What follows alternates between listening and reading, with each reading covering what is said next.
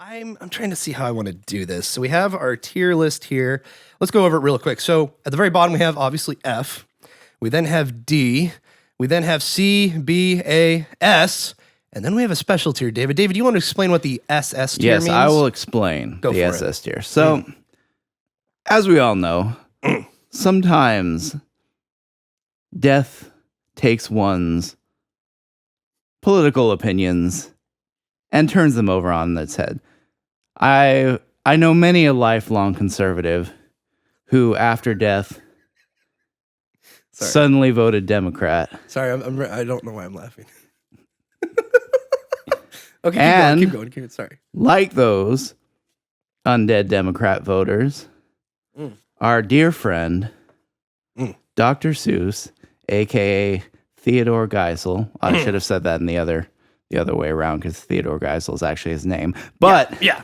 Dr. Seuss, a lifelong liberal, avowed anti-racist, anti-isolationist, anti-nationalist, a man of the people, has after death decided to flip the script and join the ranks of a certain Austrian painter with a Charlie Chaplin-style mustache. Oh, yeah. Espousing all sorts of hateful racist dogma. Oh, it's terrible. Through his insidious children's book. So, in honor of this wonderful script flipping, we have a special SS tier, which stands for super spicy. To honor those books which reflect Dr. Seuss's newfound hatred for those with a less than lustrous skin complexion. Excellent description, David. Yes, so there are a few books in here that have somewhat been canceled in our modern society. I remember this happened a few years ago on the news, like, oh my God, you can't read some of the Dr. Seuss books anymore because they're absolutely racist. And I was reading through them. They're not racist in the least amount, like not even close. And they're totally fine. But there were some depictions of some people, maybe of not the, in quotes, of your famous painter, not of the Aryan race. So they're kind of depicted in a somewhat stereotypical fashion. So that's kind of my explanation of why people wanted to cancel these books.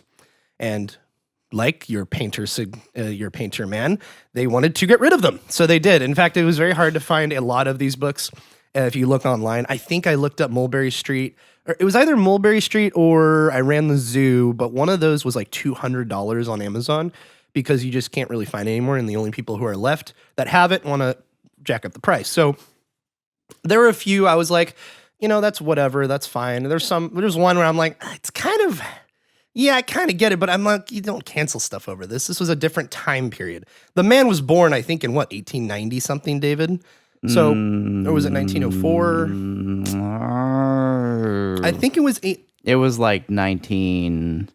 It was before 1910. Yeah, because some of the first copyrights of these books, I believe, was in the 20s. I believe 30s. The 30s. Sorry, 30s. So yeah.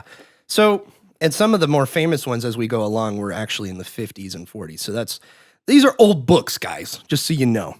And I guess the only thing I have more to say about that is I think these books are perfectly fine for any age to be, maybe except your old ones, maybe not this book, but other than that, we should be fine. So anything else you want to talk about on that subject, David, or you just want to hop into the rankings? Yeah, let's get it. Let's get to it. Get into it! Yeah! Oh, yeah.